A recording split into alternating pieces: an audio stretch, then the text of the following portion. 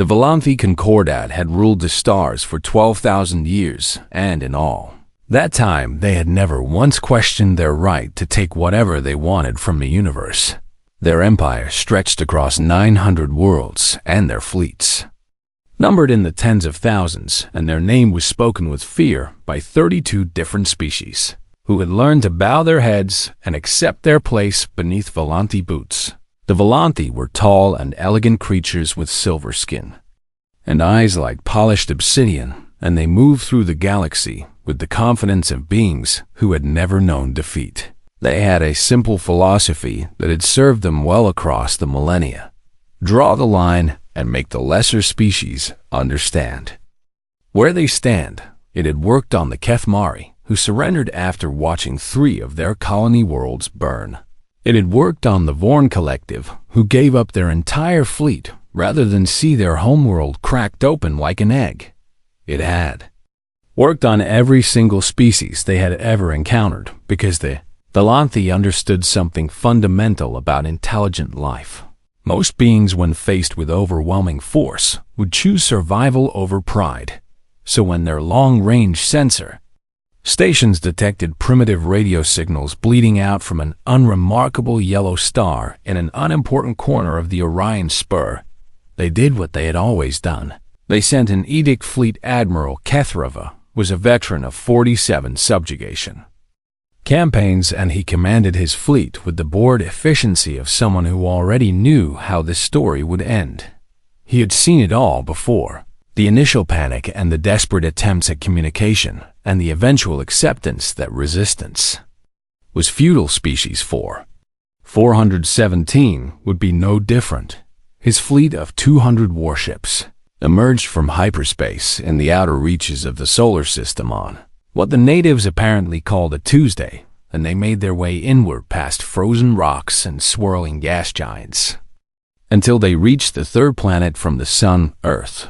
Kethrava studied the blue and green world on his view screen and felt nothing but mild contempt. The planet was crawling with life, and the dominant species had spread across its surface like a fungus, building their crude cities and fighting their petty wars and filling the void with their meaningless radio chatter. They had nuclear weapons, which was almost amusing.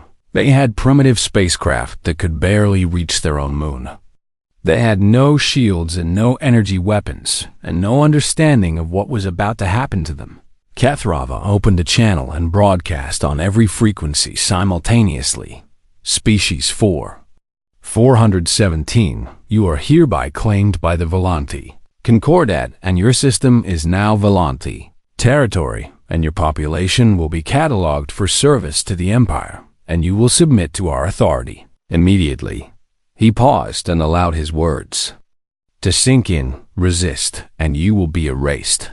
The response took 11 hours to arrive, and Kethrava spent that time reviewing reports and approving supply requisitions, and generally treating the conquest of an entire civilization as the administrative task it was. When the response finally came, it was a jumbled mess of different languages and competing voices, all asking for the same things. Dialogue understanding time. Kethrava had heard it all before. He selected a city at random from the tactical display and noted that it was called Snowpalo, and that it contained approximately 18 million inhabitants, and that it would serve perfectly well as an example. The orbital bombardment lasted exactly 4 seconds. When it was over, there was nothing left but a crater of molten glass still glowing orange from the heat, and a cloud of ash rising into the atmosphere that would circle the planet for months. 18 million lives ended in a heartbeat. Kethrava broadcast again. You have 1 solar cycle to submit, and there will be no further warnings. He leaned back in his command chair and waited for the surrender that would surely come on Earth. The world had stopped. People stood frozen in the streets, staring at screens showing satellite footage of the destruction, and news anchors wept openly on live television, and world leaders who had spent their careers threatening each other suddenly found themselves sitting in the same room asking the same question: what do we do? Now in New York, the United Nations held an emergency session that lasted through the night, and delegates screened at each other in a dozen languages, and some called for immediate surrender, and others called for a futile last stand, and everyone agreed on only one thing: they were facing extinction. In Moscow and Washington and Beijing, generals opened sealed folders containing plans that had never been meant to see the light of day, and they realized that every weapon they had ever built was useless against an enemy that could kill cities from orbit. In homes around the world, families held each other, and parents tried to explain to their children why the sky had turned dark, and why everyone was crying, and why the future they had been promised might never arrive. The Volanthi expected surrender. They expected the same pattern they had seen 32 times before: shock followed by grief, followed by acceptance, followed by submission. But they had made a mistake. They had assumed that humanity was like every other species they had conquered, and they had no way of knowing that humans carried something different in their hearts, something forged by thousands of years of wars against each other, and famines and plagues and disasters that should have broken them but never did, something that looked at a line drawn in blood and did not see a boundary to accept, but a challenge to overcome. In a bunker deep beneath the Swiss Alps, a group of scientists and military leaders and politicians gathered around the table, covered with hastily drawn plans, and they did not talk about surrender. They talked about revenge. They talked about what it would take to hurt the beings who had just killed 18 million of their people. They talked about sacrifice and rage and spite, and they made a decision that would change the galaxy forever. They would not submit. They would not bow. They would make the Volanthi regret ever learning that humanity existed above them in orbit.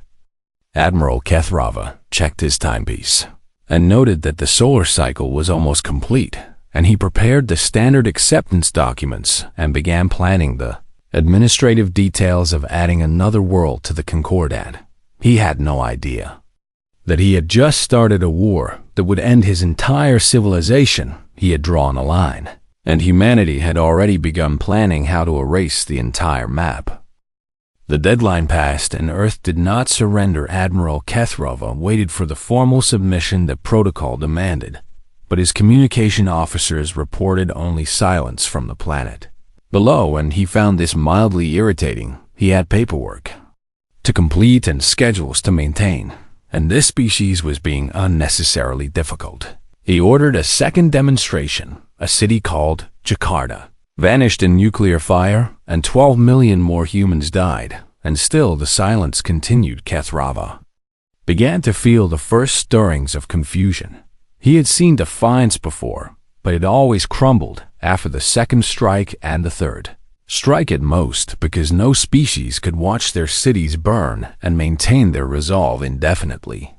But humanity did not respond with pleas or threats or desperate negotiations. They simply went quiet. Days passed, and then weeks, and then months, and the Volanthi occupation fleet settled into orbit around Earth and established patrol routes and sensor stations and all the infrastructure of a standard subjugation operation. Kethrava filed reports with the Concordat High Command noting that Species 417 was proving unusually stubborn, but that final capitulation was expected shortly. He had no idea what was happening beneath the surface of the silent world below, in bunkers and underground facilities and abandoned mines across the planet. Humanity was working. The old divisions that had defined human history for centuries simply ceased to matter. American scientists worked alongside Russian engineers, and Chinese manufacturing plants produced components designed by European physicists, and nations that had pointed nuclear weapons at each other for decades now shared every secret they had ever kept. Project Prometheus was the official name, but the people who worked on it called it something else. Project Spite. The challenge was impossible. By any reasonable standard, humanity needed to build a space fleet capable of fighting ships that were 12,000 years more advanced, and they needed to do it in secret. And they needed to do it before the Volanthi grew tired of waiting and simply burned the entire planet clean. But humanity had always been good at doing impossible things when properly motivated. In a facility beneath the Nevada desert, engineers studied the wreckage of a Volanthi drone that had crashed during a patrol. And they took it apart piece by piece and learned how its power systems worked and how its anti-gravity engines functioned and how its weapons were designed. In a shipyard hidden in the mountains of Tibet, workers built the frames of new spacecraft using designs that had never been tested because there was no time for testing in a laboratory under the ice of Antarctica. Physicists cracked the mathematics of faster-than-light travel by working around the clock for 6 months straight with nothing but caffeine and fury keeping them alive. The Volanthi had elegant ships built by master craftsmen over centuries of refinement. Humanity built ugly, brutal ships designed by desperate people who did not care about elegance. The Volanthi used stable, proven engines that had been perfected over millennia. Humanity used experimental drives that their own scientists admitted had a 30% chance of exploding and killing everyone aboard. The Volanthi trained their crews in academies that took decades to complete. Humanity trained their crews in simulators for 3 months and then sent them into battle with a prayer and a promise. On day 112 of the occupation, a man named James Chen volunteered to pilot the first human spacecraft with a Volanthi-derived engine. He knew the odds were bad. He went anyway. The ship was called the Angry Wasp, and it was small and fast and packed with enough explosives to crack a Volanthi cruiser in half. James Chen flew it out of a hidden hangar in the Himalayas and into the night sky, and he punched through the atmosphere before the Volanthi sensors even registered his presence. He died 3 minutes later when his engine failed and the ship tore itself apart. But in those 3 minutes, he proved that it could be done. Humanity could reach orbit. Humanity could fight. On day 150, the second wave of ships launched, and 4 out of 12 survived long enough to fire their weapons, and they destroyed a Volanthi patrol ship before being shot down. On day 200, the third wave numbered 50 ships, and they fought for an hour and killed 6 enemy vessels. On day 300, humanity had a fleet of 300 spacecraft hidden on the dark side of the moon, and crews who were trained in secret, and weapons that worked, and engines that only exploded sometimes. Admiral Kethrova finally realized something was wrong when his supply ships started disappearing. The first one vanished without a distress signal, and he assumed it was an accident. The second one sent a brief transmission about unknown contacts before going silent. The third one managed to report that it was under attack by human vessels before it exploded. Kethrova stared at the report and felt something he had not experienced in 47 campaigns: uncertainty. He sent a request for reinforcements to the Concordat High Command, and in that request, he used a phrase that had never appeared in Volanthi military communications. They are not stopping. By day 362 of the occupation, humanity had destroyed 38 Volanthi ships and lost over 200 of their own, and they did not care about the losses because every pilot who died was immediately replaced by 10 more volunteers. There was a waiting list to die fighting the aliens. Grandmothers and teenagers and office workers and farmers all lined up at recruitment stations asking for the chance to fly into battle, knowing they would probably never return. On day 363, the main human fleet attacked. 300 ships emerged from behind the moon and fell upon the Volanthi occupation force like wolves upon sheep, and the battle lasted for 9 hours, and humanity lost 212 ships, and the Volanthi lost their entire force. Admiral Kethrova died when the human vessel Snowpollos Revenge rammed directly into his flagship at full speed. The pilot was a woman named Maria Santos, whose entire family had died in the first bombardment. She was smiling when she hit. News of the defeat reached the Volanthi homeworld 3 days later, and they, Concordat High Command, responded with disbelief followed by rage, followed by a mobilization order that had not been issued in 8,000 years. They would send a proper fleet. They would crush this upstart species. They would teach humanity its place, but humanity was no longer interested in learning. They were interested in teaching a lesson of their own.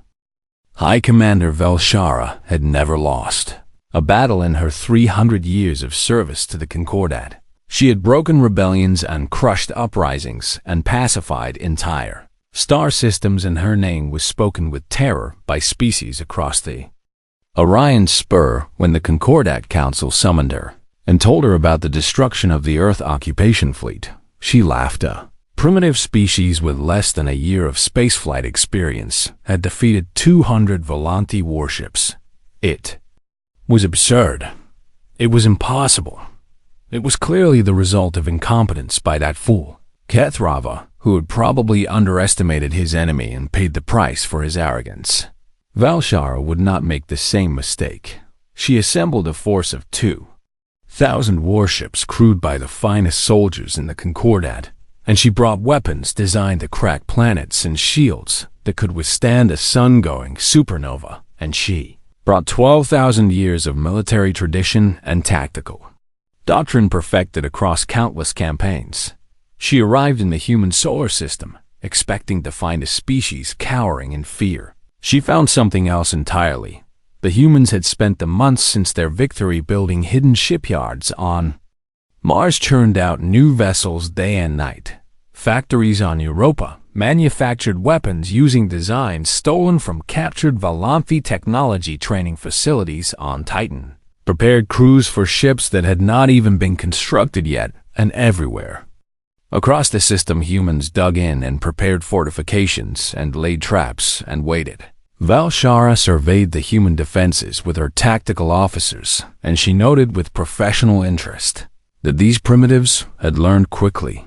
They had reverse-engineered Volanthi shield technology and adapted it to their own vessels. They had cracked the frequencies used by Volanthi communications and could intercept every message her fleet sent. They had studied the wreckage of the occupation force and identified weaknesses in Volanthi ship design that the Concordat itself had never noticed. Impressive for such a young species, Velshara admitted to her officers, but ultimately futile. She ordered her fleet forward. The Battle of Jupiter's shadow would be remembered for centuries as the moment the galaxy changed.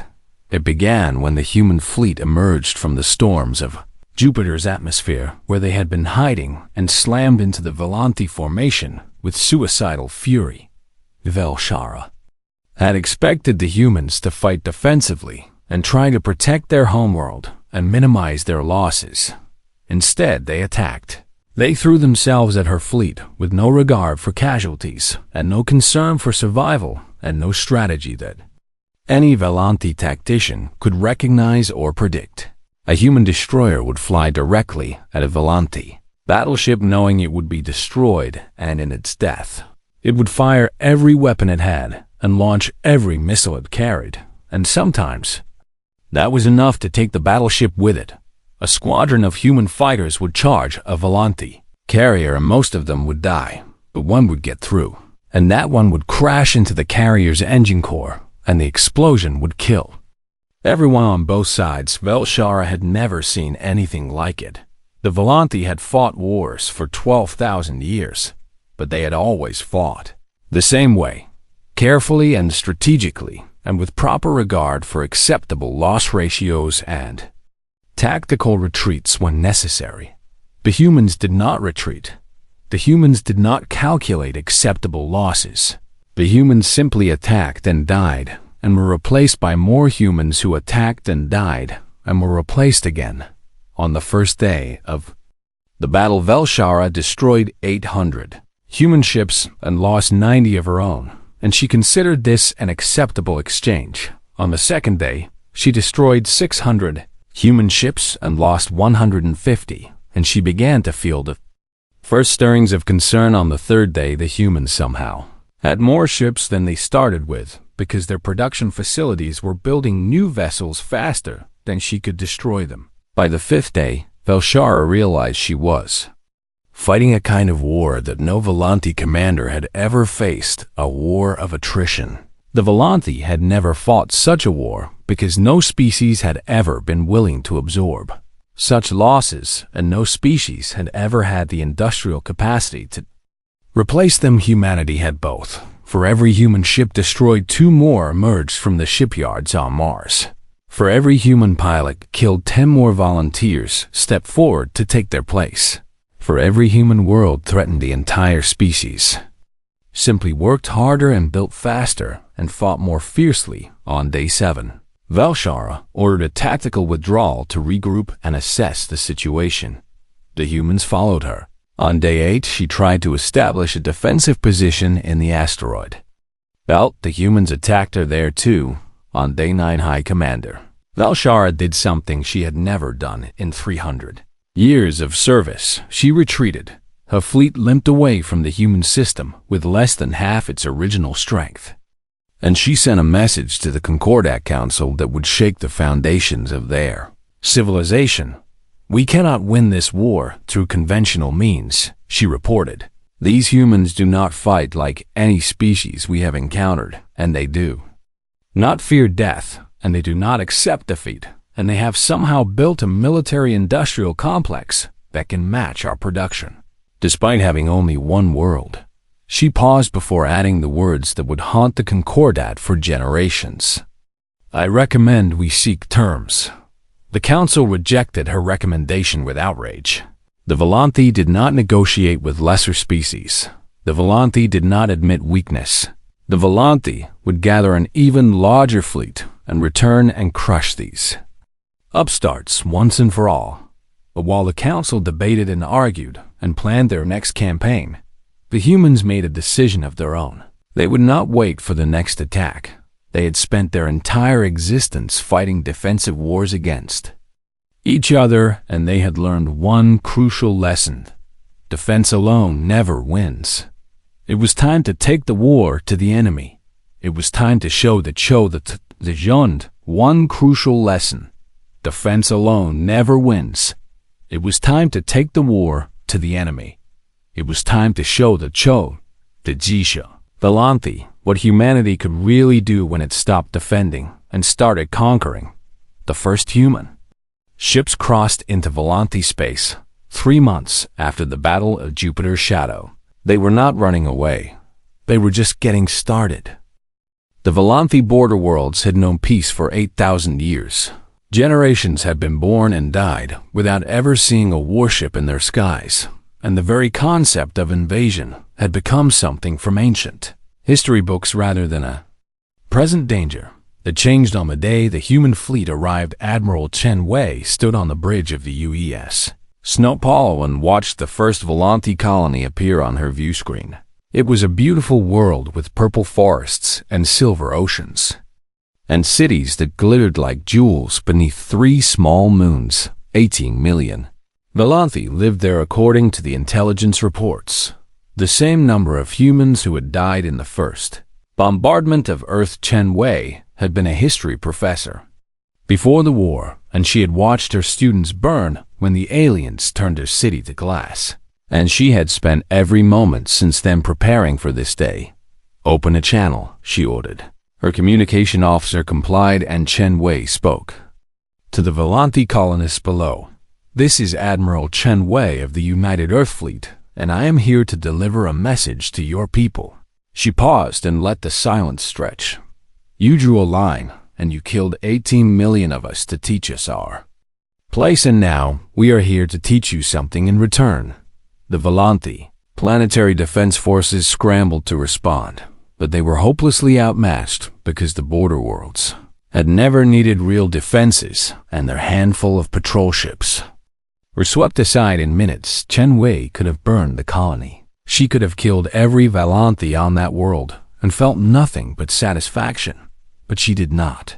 Instead, she deployed ground troops who seized control of the planet's communication networks and broadcast a single message to every corner of the Concordat: "We are coming." Then she left. The human fleet moved deeper into Volanthi space, and in every world they encountered, they did the same thing. They defeated whatever forces opposed them, and they seized the communication networks, and they broadcast their message, and then they moved on. They did not bomb cities. They did not massacre civilians. They did not behave the way the Volanthi had behaved on Earth, and that terrified. The Concordat, more than any atrocity could have the Volanthi, understood cruelty, because cruelty was a tool they had used themselves. They did not understand mercy from an enemy who had every reason to be cruel. Within 6 months, the human fleet had pushed through 12 star systems, and the Concordat Council was in chaos. Their reinforcement fleets kept arriving too late because the humans moved faster than anyone thought possible, using their unstable, dangerous engines that no sane species would ever use. Their defensive positions kept failing because the humans attacked from unexpected angles and used tactics that violated every principle of civilized warfare. Their intelligence networks kept coming up empty because the humans did not behave in predictable ways and seemed to make decisions based on something other than rational self-interest. The council summoned High Commander Valshara from her disgrace and demanded answers. What do they want? They asked her. Every species wants something, and if we know what they want, we can negotiate. Valshara had spent months studying the humans, and she had reached a conclusion that the council did not want to hear. They do not want territory, she said. They have not claimed any of the worlds they conquered. They do not want resources because they have not stripped the systems they passed through. They do not want slaves because they have not taken any prisoners. What they want, she continued, is for us to understand something. And what is that? Valshara looked at the council with eyes that had seen too much. They want us to understand that there are no lines and there are no boundaries we can draw that they will not cross, and there is no map we can make that they will not burn. They want us to know that we made a mistake when we attacked their world, and they want us to live with that knowledge forever. The council dismissed her analysis as defeatist nonsense, but 3 months later the human fleet arrived at the Volanthi homeworld, and the council learned that Valshara had been exactly right. Admiral Chen Wei looked down at the cradle of Volanthi civilization and saw a world that had not known war in 8,000 years. The orbital defense platforms were ceremonial. The ground forces were parade troops who had never fired a weapon in anger. The population of 12 billion had never heard an air raid siren in their entire lives. They heard one now. The human fleet filled the sky above the Volanthi throne world, and Chen Wei broadcast her final message. We are not here to conquer you, she said. We are not here to destroy you, and we are not here to make you suffer the way you made us suffer. We are here to show you that your lines mean nothing. We are here to show you that your power means nothing. We are here to show you that you can never be safe from us as long as you believe you have the right to do to others what you did to Earth. She paused. You have 1 solar cycle to broadcast a formal apology to every species you have ever conquered. You have 1 solar cycle to release every slave in the Concordat. You have 1 solar cycle to begin dismantling your empire. Refuse, and we will not destroy your cities or kill your people. We will simply stay. And every day we stay will be a reminder that humanity said no, and you could not stop us. The Concordat Council looked up at the human ships filling their sky, and they understood. At last, what they were facing, not an enemy that wanted to replace them, but an enemy that wanted to erase everything they had ever believed about their place in the universe. The old order was already dead. They just had not realized it yet. The Volanthi expected fire from the sky. They expected their cities to melt away snow. Apollo had melted, and they expected billions of their people to die the way 30 million humans had died. They gathered their families and said their goodbyes, and prepared for the end. The end did not come. The human fleet remained in orbit for 37 days, and during that time, they did not fire a single weapon at the planet below. They simply waited. On day 12, the Concordat Council issued the formal apology that Admiral Chen Wei had demanded, and they broadcast it to every corner of their empire. On day 19, they announced the immediate release of all enslaved populations. Across all 900 worlds on day 26 they began the process of dismantling the administrative structures that had maintained their dominion for 12,000 years. And on day 37 the human fleet departed. They did not leave behind an occupation force. They did not install a puppet government. They did not demand tribute or territory or resources. They simply left. But before they went, they did something that would reshape the galaxy for centuries to come. They broadcast the entire war to every species in the Concordat. Every battle and every tactic and every moment of Volanthi vulnerability was transmitted to the 32 subjugated populations, who had spent millennia believing that resistance was impossible. The message that accompanied the broadcast was simple. They can be beaten, and we proved it, and now it is your turn. The effect was immediate. On Kethmer, the population rose up against their Volanthi administrators and drove them off-world within 6 months. The Vorn Collective rebuilt their fleet, using human designs, and declared independence before the year was out.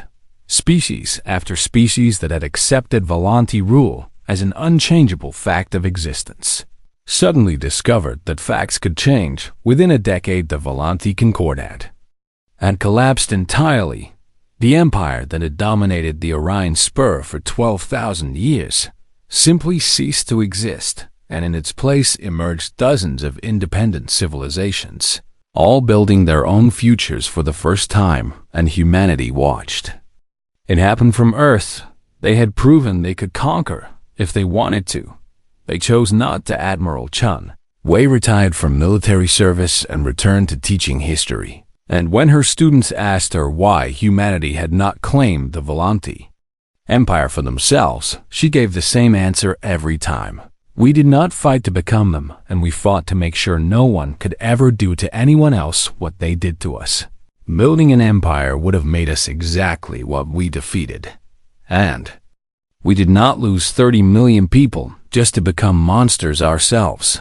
The decision was controversial among some humans who argued that humanity had earned the right to rule, and that refusing to take power was weakness disguised as principle. But the majority supported Chen Wei's approach. Humanity had always been at its best when fighting for something larger than itself. Ruling over others was not who they wanted to be. 50 years passed and the galaxy settled into a new order. Former Concordat species built their own civilizations, and some thrived while others struggled, and a few even went to war with each other because freedom included the freedom to make mistakes. Humanity maintained diplomatic relations with everyone and military alliances with a few, and they built their own small sphere of influence among the nearby stars. They did not seek to expand. They did not seek to dominate. They simply existed as a reminder of what had happened and what could happen again. And then the hierarchy of silent stars made contact. They were an older civilization than the Volanthi had been, and they ruled a region of space beyond the Orion Spur, and they had watched humanity's war with interest and calculated that enough time had passed for the humans to grow soft. Their envoy arrived at Earth with an ultimatum that echoed across the decades. Submit to the hierarchy or face destruction. The human ambassador who received this ultimatum was a woman named Sarah Chun, who was the granddaughter of Admiral Chun Wei, and she had grown up hearing stories about the war and what it had cost and why it had mattered. She looked at the hierarchy envoy and smiled. "I do not think you have heard the story," she said. "Let me tell you what happened to the last empire that drew a line."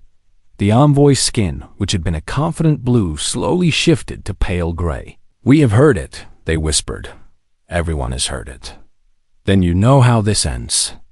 Hierarchy withdrew their ultimatum. They withdrew their fleet from human space. They sent a formal diplomatic mission 6 months later, seeking trade agreements and mutual cooperation. Other powers made similar calculations in the centuries that followed. The Veshan Dominion considered humanity as a target, and then reviewed the historical records and quietly redirected their expansion in another direction. The Kral Federation sent scouts to probe human defenses, and when those scouts War detected and politely escorted back to the border, the Federation decided that peaceful coexistence was the wiser course. The Void Collective, which had never feared anything in its existence, learned about humanity and experienced something it had never felt before. Caution: humanity never had to fight another war of survival. Their reputation did the fighting for them, and in schools across human space, children learned the story of how their ancestors had faced extinction and refused to accept it. They learned about Snowpollo and the Burning Year, and the battle at Jupiter, and the march to the Volanthi homeworld. They learned about the decision not to become conquerors, and why that choice mattered more than any military victory. And they learned the lesson that humanity had taught the galaxy. There are no lines that cannot be crossed. There are no maps that cannot be erased. And there are some species that will burn everything down rather than accept a boundary drawn without their consent. The galaxy learned to live with that knowledge, and humanity finally found peace, not because they had conquered their enemies, but because they had proven beyond all doubt that they could not be conquered themselves. And sometimes that is enough. 100 years after the war, Admiral Chenwei died peacefully in her sleep at the age of 147. Her last words were reported by her family, and they spread across human space and became something of a motto for the civilization she had helped save. They drew a line. She said, "We erased the map, and then we drew something better." That is what humans do. We take the worst that the universe throws at us and we make something good out of it. Never forget that. Humanity never did.